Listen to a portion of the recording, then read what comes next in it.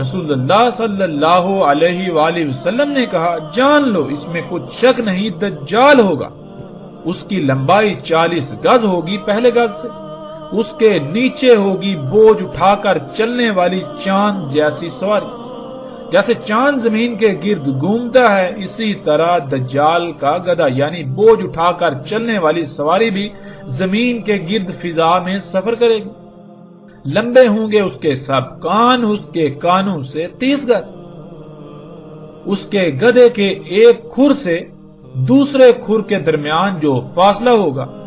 وہ دن اور رات کا فاصلہ ہوگا۔ زمین اس کے لیے سکیڑ یعنی لپیٹ دی جائے گی، یعنی سالوں کا سفر دنوں، گھنٹوں اور منٹوں میں طے کرے گا انتہائی تیز رفتاری سے۔ اپنے ید یعنی اپنی قوت سے بادلوں کو چھوئے گا، ان سے اوپر نکل جائے گا اور سورج پر سبقت لے جائے گا اس کے چھپنے کی طرف۔ اس کے آگے دھوئیں کا پہاڑ اور پیچھے سرسبز پہاڑ ہوگا۔ چیخے گا آواز کے ساتھ، اس کی آواز کو سن لیں گے جو بھی اس کے پروں کے ساتھ زمین سے اڑنے کے مقام سے لے کر واپس زمین پر نیچے اترنے کے مقام کے درمیان آئیں گے، یعنی ٹیک آف سے لینڈنگ تک کے درمیان آنے والے سب لوگ اس کی چیخنے کی آواز کو سنیں گے۔ ناظرین، یہ واحد ہوائی جہاز ہی ایسی شے ہے جس میں یہ تمام کی تمام خصوصیات پائی جاتی ہیں۔ ذرا تصور کریں کہ جب ان چیزوں کا کوئی تصور تک بھی نہیں کیا جا سکتا تھا، اگر اس وقت کسی نے ان اشیاء کے بارے میں بتانا ہوتا تو کیسے الفاظ میں بتایا جاتا؟ یقیناً ان الفاظ سے بہتر اور کوئی الفاظ نہیں ہو سکتے، اس لیے ان الفاظ کا اگر کوئی مصداق ہے تو یہی موجودہ ہوائی جہاز ہیں، اور اگر یہ نہیں تو پھر ایسا کچھ بھی نہیں آئے گا یہاں تک کہ ساتھ بھی قائم ہو جائے گی۔ یہ جہاز ہی ہیں جن کے کانوں کی لمبائی اتنی ہی ہوتی ہے۔ اس روایت کے علاوہ مختلف روایات میں کانوں کی لمبائی بھی مختلف آئی ہے، کہیں پر 70 گز تو کہیں پر 40، کہیں ان سے بھی کم یا زیادہ کا ذکر ہوا۔ جیسے انسان کے کان کو دیکھا جائے تو ان کی باہر کو نکلی ہوئی لمبائی چند سینٹی میٹر ہوتی ہے، بالکل اسی طرح دجال کے گدھے کے کان، جنہیں پر بھی کہتے ہیں، جہاں سے وہ شروع ہوتے ہیں اور ان کے آخری سرے تک اتنی ہی لمبائی بنتی ہے۔ یہ ہوائی جہاز ہی ہیں جو زمین کے گرد اسی طرح گھومتے ہوئے سفر کرتے ہیں فضا میں جیسے چاند زمین کے گرد گھومتا ہے۔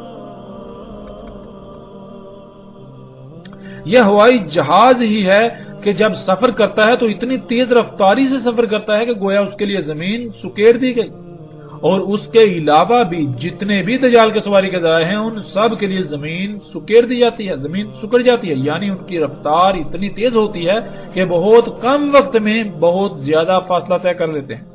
یہ ہوائی جہاز ہی ہے کہ اس کے ایک کھر یعنی جہاں سے وہ اوپر اڑتا ہے وہاں سے لے کر دوسرے کھر تک، یعنی جہاں وہ واپس نیچے زمین پر اترتا ہے تو دن اور رات کا فاصلہ ہوتا ہے۔ جیسے کوئی جہاز جاپان سے اڑ کر امریکہ جاتا ہے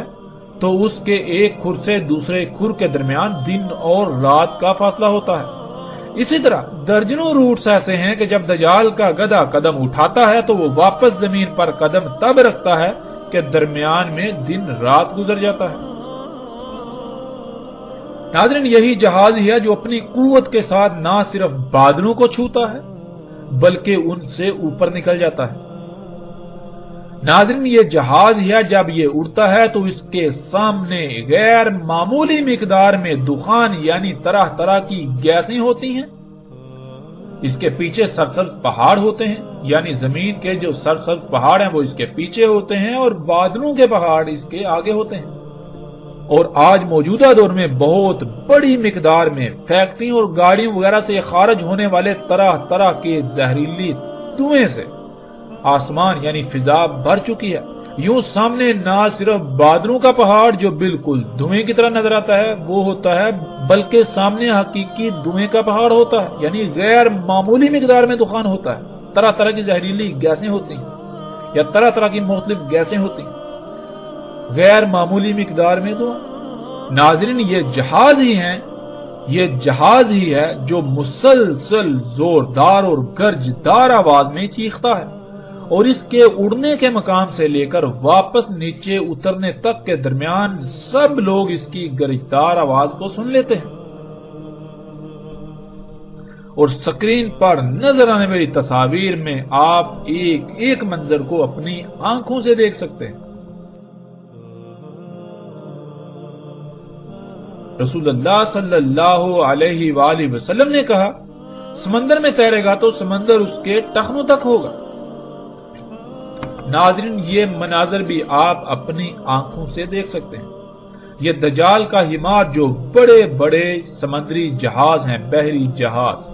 جب یہ سمندر میں داخل ہوتے ہیں، سمندر میں تیرتے ہیں تو پانی بالکل ان کو ایسے ہوتا ہے جیسے کہ آپ کسی چھوٹی سی پانی کی نالی میں داخل ہو جائیں تو پانی آپ کے ٹہنوں تک ہو۔ پھر آگے رسول اللہ صلی اللہ علیہ وآلہ وسلم نے کہا، پکارے گا آواز کے ساتھ، اس کی آواز سنیں گے جو اس کے اڑنے سے لے کر واپس نیچے زمین پر اترنے کے درمیان ہوں گے۔ کہے گا، اے میرے مشن میں میرے معاونین، اے میرے مشن میں میرے معاونین، میری طرف کھینچے چلے آؤ، میری طرف کھینچے چلے آؤ، پس میں ہی ہوں وہ جس نے تمہیں خلق کیا، پس تمہاری جو ضروریات تھیں وہ سب خلق کیا، اور میں ہی ہوں جس نے قدر میں کر دی رہنمائی، یعنی تم دنیا میں کس مقصد کے لیے ہو، تمہیں کس مقصد کے لیے خلق کیا گیا اور وہ مقصد کیسے پورا ہوگا، وہ میں ہی ہوں جس نے تم پر وہ مقصد واضح کیا، اور میں تمہارا رب ہوں، سب سے اوپر والا۔ ناظرین، یہی جہاز جب اڑتا ہے تو اڑنے سے لے کر واپس نیچے زمین پر اترنے کے درمیان ہر سٹاپ پر آواز لگاتا ہے، اعلانات کیے جاتے ہیں، فلاں وقت روانگی ہے، گیٹ کھل گیا، جہاز میں سوار ہو جائیے، وغیرہ وغیرہ۔ اور اس کے اڑنے سے لے کر نیچے اترنے تک نہ صرف اس کے اندر موجود سب لوگ اس کی آوازیں سنتے ہیں، بلکہ جب یہ سفر کر رہا ہوتا ہے تو اتنی اونچی گرجدار آواز پیدا کرتا ہے کہ سب کے سب لوگ جو بھی اس کے اڑنے سے لے کر واپس اترنے کے درمیان آتے ہیں وہ سب ہی اس کی گرجدار آواز کو سنتے ہیں اور اس کی طرف متوجہ ہو جاتے ہیں۔ یہی ٹیکنالوجی، یہی ایجادات ہیں جو آج سب کچھ خلق کر رہی ہیں، جن سے آج سب کچھ خلق ہو رہا ہے۔ حتیٰ کہ انسان جس نطفے سے وجود میں آیا اور آ کر پروان چڑھ رہے ہیں، وہ سب کا سب رزق اسی ٹیکنالوجی کا پیدا کرتا ہے، اسی ٹیکنالوجی سے خلق کرتا ہے۔ اور جب انسانوں نے اسے اپنا رب بنایا ہوا ہے تو پھر دنیا میں انسانوں کی اکثریت کو یہ علم ہی نہیں کہ انہیں کس مقصد کے لیے خلق کیا گیا، بلکہ ہر ایک کے سامنے یہی مقصد ہے کہ وہ دنیا زیادہ سے زیادہ کمائے، یہی ٹیکنالوجی حاصل کرے، یہی اشیاء حاصل کرے، یہی ایجادات کرے، یہی طرح طرح کی مشینیں حاصل کرے، مختلف آسائشوں، سہولتوں اور آسانیوں کے نام پر۔ یوں محمد رسول اللہ صلی اللہ علیہ وآلہ وسلم نے ایک ایک لفظ سچ کہا جو آج ہماری آنکھوں کے سامنے ہے۔ اے اللہ کے نبی محمد رسول اللہ صلی اللہ علیہ وآلہ وسلم، آپ نے بالکل سچ کہا تھا، آپ نے بالکل سچ کہا تھا، آپ نے بالکل سچ کہا تھا۔